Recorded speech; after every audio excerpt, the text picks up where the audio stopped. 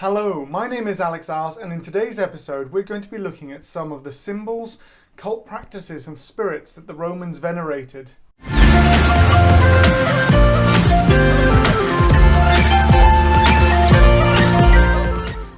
So in today's episode, as I've mentioned before, we're going to be looking at the head cult, genus loci or spirits of locations, a symbol that I'm going to call the double cross, which you'll understand in a minute, and alongside that as well, the phallus, as Roman symbols and how these were important to the Romans throughout the whole of the Roman Empire and also up here on the northern frontier on Hadrian's Wall. So why don't we get started by looking at the head cult up here in northern Britain. Right here we have some of the examples of carved stone heads in northern Britain from Hadrian's Wall. These all here represent faces that were found in the stones of the wall or around certain locations, such as mile castles and turrets on Hadrian's Wall. Now when you look at them, these all represent heads or faces. So you can see almond-shaped eyes, noses, long slit-faced mouths. And these fall into both the Germanic and the Gaulish head cult. Now it's a bit hard to understand, but we have yet to find a head cult pre-existing in the British Isles before the Romans arrive. Now the possibility is that the heads that were being carved were carved in wood, and therefore they've decomposed over time and they haven't been discovered. But when the Romans arrive, stone carving tradition really becomes a big thing, and so we start seeing these heads appearing throughout Britain. Now there was a very much established Gaulish and German head cult because the head in these cultures was very significant. It was seen as the home of the soul, and so this is also converted into the Celtic or Gaulish tradition of wearing a torque. So when those torques were worn, they were worn around the head, and the better your torque, the more it would create almost like a temple for your soul. It was showing off the importance of that particular soul. And so there was a big head hunting cult amongst the warriors. So in battle, what you would do is that you would actually take the head of your enemy and then you would bring it home. And when you would collect these heads, we can see this from later on Irish myths, these were then kept almost like how people today keep their holiday photos.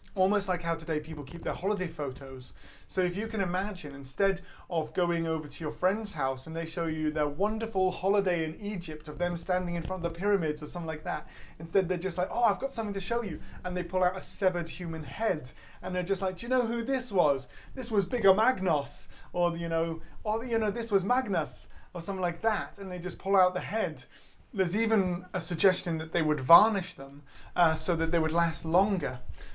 So when they would have these heads, they would then collect them. And the idea was, if you look at later Irish myths, the more heads you had, these people had to serve you in the afterlife because you'd collected their heads. And the heads were seen still as containing both power and being a home for the soul. And they could almost live on afterwards.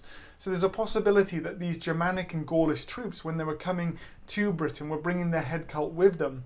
And even though human sacrifice was very much frowned upon, we have some evidence that possibly head taking was still going on. For instance, up at Vindolanda Roman fort, they've discovered the head or a skull which was then impaled upon a spear. And the skull was then probably left in a public space, possibly on the walls or something like that, so everyone could see it, and then finally was thrown into the ditch, where it was discovered by archaeologists a lot later. So even though the Romans were stamping out and were suppressing human sacrifice throughout their empire, alongside that as well, within the army, there seems to have been small nods to this previously existing head cult, possibly with the veneration of heads in stones like this on Hadrian's Wall, but also possibly on the case that head taking and head hunting was still there. And then the chances are that this then melted into the Britons and then possibly also influenced the Irish and the Welsh, which then continued that on within the mythology afterwards, where head cults and head hunting was still a big part of it. We know later on from the early Middle Ages, or what's also called the Dark Ages, that the head was also still venerated very much amongst the Anglo-Saxon peoples. So for instance, King Edwin of Northumbria, when he was killed, his head was kept in an alcove at York Minster, and it was still shown off to pilgrims a lot longer afterwards because of the fact that even though they were Christian, there was still the importance of this king's head was important as well. And we also see this with Oswald of Northumbria as well, whose skull is is possibly still in Durham Cathedral alongside the bones of St Cuthbert. So his head, after he was killed, was taken from his body by Penda of Mercia and then was kept as well as a relic by the Northumbrians when his body was actually rescued by his brother. And we think it is because in the 1800s they found a skull and it had a horrendous head trauma to the back of the head where a broadsword had basically just smacked into the back of it, killing him. So there's this continuation of this head cult from the Germanic tradition and possibly even the Gaulish tradition within the British Isles as well. So that's a cult that's going on underground in the British Isles, the collection and headhunting by Germanic and Gaulish troops up on Hadrian's Wall. If you would like to have a look at this further, a really good depiction is actually from Trajan's column, where there's a Germanic auxiliary and he's cut off the head of a Dacian or a Dacian and he's bit down on the guy's hair and he's fighting with the guy's head in his mouth. So there's another example where it's almost legitimized by the Roman state, or it could also be a representation of the savagery of the Germanic auxilia who are fighting on their behalf, and it's a bit of exotic foreign nature. So the Romans are showing off, these guys, we control them. So again, really interesting ones looking at that with both the Germanics and also the Gauls and their head cults that came into the British Isles, or may have already existed here, but we haven't got evidence for it directly. The next image we're going to look at, and if you've just seen that screen cut, you may be a wee bit shocked, but is the phallus. Now, again, when you think of the Romans, you probably don't necessarily think that the phallus or the penis would have been such an important image to them. But this was a very important symbol to the Roman religious system. And we've got a number of different phalluses from around Hadrian's Wall just behind me. So for instance, this one here is from Maryport. This one is from Chester's Roman fort. That's in the bathhouse, just carved into a stone and then put in the floor of the bathhouse. Again from Maryport, where we have a snake running up the side of a phallus right here. So snakes are often associated with healing. So this may be not only just luck, but also a healing symbol. And then we have an amulet as well. So right here as well, we have an amulet, and you can just see there's a symbol of one hand, of the hand with the thumb sticking through the first and the second fingers. And so that there was a symbol for warding away bad luck, or so that there was a symbol for warding away bad luck. And then on the other side, you have the end of a phallus as well. We know from all across the Roman Empire that the phallus was seen as a symbol of good luck. It was worn as an amulet, and recently researchers have also been having a look at how that worked. So for instance, there was a jet amulet discovered on Hadrian's Wall, which was where there was a phallus with the actual penis coming out erect and curving upwards, and the two testicles just below it, and then it had to have a cord coming through it, so as you wore it, it would be erect coming away from your body. One of the researchers had one reconstructed, had it made, and then had one of her friends wear it for a while, and as he walked around it would bounce, but it would always come out erect. So again, that image of how the phallus was seen as important, so that there would be an understanding of how these symbols would have effect or strength within the Roman world. The interesting thing is that the phallus could be both visible and also invisible within the world. So it could be carved into a side of a building, and if you go to places like Pompeii, you'll see quite a few of these around the place, and it would be to ward off bad spirits, to give you good luck, to give you strength. It could be worn obviously as an amulet like this one right here, which is to ward away bad evil spirits, also to give you good luck. And it could also be in public places like bathhouses where you're needing good health, things like that too. An interesting study recently has actually been discovered that there were also a lot of hidden phalluses, and these were put into the foundations of buildings where you would never see them. So at the commanding officer's house at Vindolanda, there is a hidden phallus by one of the doorways. Alongside that as well, there's hidden phalluses at Arbea Roman fort in one of the barrack blocks. And we know there's a number of other places as well. So when these buildings are being constructed, it may be that the soldiers are wanting to protect themselves from evil spirits, from bad things like that. And so they've actually put them under doorways, around doorways, places like that as well, so that they will protect the soldier. And they will also protect people as well. So like maybe family members, maybe if you've had some bad health, you put a hidden phallus so it wards away the evil spirits that are causing bad health. So there's a lot of interesting things of how these are used as a good luck symbol, ward away evil, but also as a protective image as well when it's hidden. So good luck when it's visible, but hidden it is protection. And so there's an interesting one about how that's used as well. Recently as well, an academic at Newcastle University, Dr. Rob Collins, who you can just see up here, has done a topography of the different types of phalluses because they hadn't been grouped together. So you can see right here the names he's used. I will just refer to them as the type 1 to type 9. But if you want to search the phallus in the frontier, it's a really interesting one, looking at these symbols as good luck symbols and also as their power of protection within the Roman Empire. So if you just search that one there, the phallus in the frontier, you can see and understand his different elements of the way that the phallus was used throughout northern Britain and especially on Hadrian's Wall. So right here we have the double cross, and I'm going to use Charlie Chaplin's name from it, from The Great Dictator, the film from the 1930s, and use that because I understand any reference to this use of the symbol in the 1940s really doesn't go down well in the YouTube algorithm. So this here is the double cross, and its significance, as many people will tell you, has been a lot older than what happened in 20th century Europe. But I just want to caveat this by saying that I think that this symbol can never be redeemed. Once this symbol is so strongly associated with the events of 20th century Europe, I am not in any way advocating for it to be brought back into use or in any way for it to be redeemed from the actions of the specific political party that is so often mentioned when it comes to this symbol. I think this symbol is now so interconnected with the acts of those atrocities that it cannot ever be brought back into common use.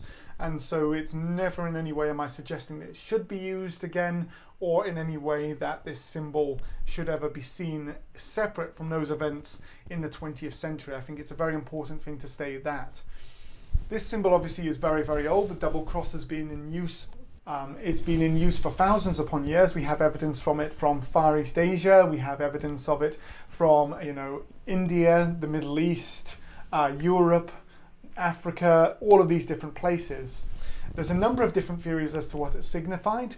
Many people say it has different significances. So it's been associated with the sun in the sky, it's been associated with good luck, it's been associated with life, rejuvenation, reincarnation, many different symbols, and it's been used all across the world. Now, when it's been used across the world, in this particular context we're going to talk about is within the sort of the Rhineland frontier, because during the Roman period, the Roman army started getting a lot of troops from the 3rd century onwards. The Roman army started getting a lot of troops from the 3rd century onwards from the Germanic world. And when they started getting these troops from the Germanic world, they obviously brought their symbols with them, and then they started to incorporate that into military uniforms, into brooches, into symbols. So for instance, this double cross right here is actually a brooch from a Roman soldier on Hadrian's Wall. And so they would use this symbol as it meant within their cultural background. Now, in the 19th century, as archaeology is going on, it's discovered a lot in association with troops in the Rhineland frontier in Germany, and it's discovered in archaeology. When it's discovered in archaeology, it's then combined with a racial mythology in the early 20th century, and then from that racial mythology, obviously the political party and the atrocities that occurred are associated with that. And it was a case where a symbol that was discovered a lot of time associated with a particular demographic of troops was then changed from its original meaning, which was to do with good luck, and it was to do with the sun and all of those different things as well, and the different contexts of the different peoples throughout the Roman Empire, to become the symbol that we understand today. But I just wanted to mention it because occasionally one of these is found at a Roman site, and there's a lot of misunderstanding about what they were about. And when they're discovered, obviously the current modern day meanings of this symbol cannot be taken apart from their context at that time.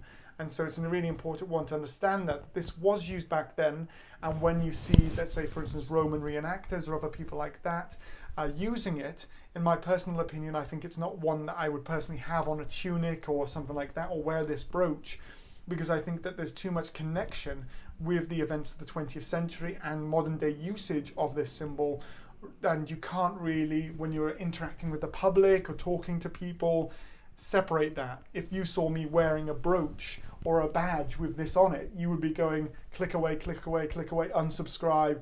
You'd be quite concerned because of the understandings and the means it has today. But I wanted to include it because I thought of the fact that it's such an important one for understanding history and also understanding how different symbols can change their meaning at different points. So this is the double cross. It is used by Roman soldiers and also by the Roman Empire, and cannot be separated from the context of what it was used for in the 20th century. So the next concept we're going to be looking at is a genus loci, or the god or a spirit of a location. They can also be spirits of groups, places, towns, all of that sort of stuff, and we'll come to that in a minute. So when there wasn't a named god as such, or a local god or something like that, the Romans then sort of adopted a new concept, and the Romans would then adopt the concept of genus loci, because they knew that a location would maybe have significance, importance, or would have sort of power associated with it. When they didn't have a named god, what they would do is they would create the genus loci of a location. And sometimes, because of the fact that the Roman religion suggested that there would always be these places of power, these things of significance, they would just set up an altar to the spirit of a location just to cover all bases, because you never knew if you were going to upset or offend or something like that. In the Bible, actually, St. Paul references this when he's in Athens, and he says, look, you have an altar to the unknown God. And then he uses that to talk about the Christian God, obviously in Jesus Christ. So in a similar way, the Romans would have these altars of the unknown gods in various different locations. And when they had these altars of the unknown gods, or they would just say to the genus loci of this location, they would then worship it. And I've just put some examples. So first of all, we've got this male figure from Chester's Roman fort. Now, I'm not suggesting this is a genus loci, but it's a good example. We have no inscription next to it or anything like that. So after the person has put this up, this could have represented maybe Kokotakis or Betelgeuse, or maybe one of the other native gods. It could even be Mars, we just don't know, and it could be unfinished. But there is a figure right here. Now, after the person's put it up, there's no inscription. So let's say they die, they pass away, they move on, they move to another part of the empire. Someone else comes along and just sees this little figure. They don't know who it's been dedicated to, so they may just go, oh, this is a genus loci, a spirit of location, and they still may say a quick prayer to the genus loci who's been carved right here, just simply because they want to keep that spirit or that deity on side. Another example, just on the other side, is a statue of this river god right here, done very similarly to how you sort of see Neptune, depicted very similarly to how you see Neptune personified, and it is probably, as they think, the North Tyne. So the River Tyne that covers the eastern side of Hadrian's Wall, it has the North and South Tyne that come together to form the River Tyne itself, and it enters into the North Sea. And so when it enters into the North Sea, this here is probably the spirit of that river, as it's a part of the North Tyne. And so there's this idea as well that you have to honor this deity right here, honor this god. And when you're honoring this deity, honoring this god, then they'll look after you. So there's a number of different locations and places where they have a genus loci. We even see it for stuff like trade unions. So there's a genus loci of a trade union of slaves on Hadrian's Wall. There's a genus loci for groups of towns. So for instance, where you had the forum, they would set up a genus loci to the business people of that town, or to the freemen, or to certain voting tribes within the Roman Empire. And so when you had these genus loci, they believed that a group of people coming together would form the spirit that would then look after that particular group of people. And so you can imagine, just like for instance in Hinduism, there are gods for almost every aspect of life. So in the same way within the Roman pantheon, there were gods for nearly everything that you can imagine as well. And so that would be incredibly important to the Romans when they're going around the place. If you don't know the name of the local god or that sort of thing like that, you could just say a quick prayer or inscription or make a sacrifice to the genus loci of that particular area, and then you would be covered. So you really get a sense of how all-encompassing Roman religion actually was, and how much that would be involved in all aspects of Roman life. So I really hope you've enjoyed this episode, where I've tried to summarize some of the important symbols like the double cross and the phallus, and alongside that as well, regional gods like genus loci, and also cults as well, like the head cult, all of which would have been involved within the whole of the Roman Empire, but specifically as well up here on the northern frontier at Hadrian's Wall, and how those would have had an effect on the local people, and how some of them continued on after the end of the Roman Empire as well, such as the head cult. So I really hope you've enjoyed today's episode. If you have done, please do like and subscribe, share the video with your friends, write a comment below and I'll interact with you there and answer some of the questions that I know about, or we can just have a nice chat about some of the concepts here. If you'd like to support me further, I do also have a Patreon where there's a link in the description below and you can support me there. But as always, I really hope you've enjoyed today's episode and that you'll join me for another one in the future. But until then, stay safe and well, and thank you so much.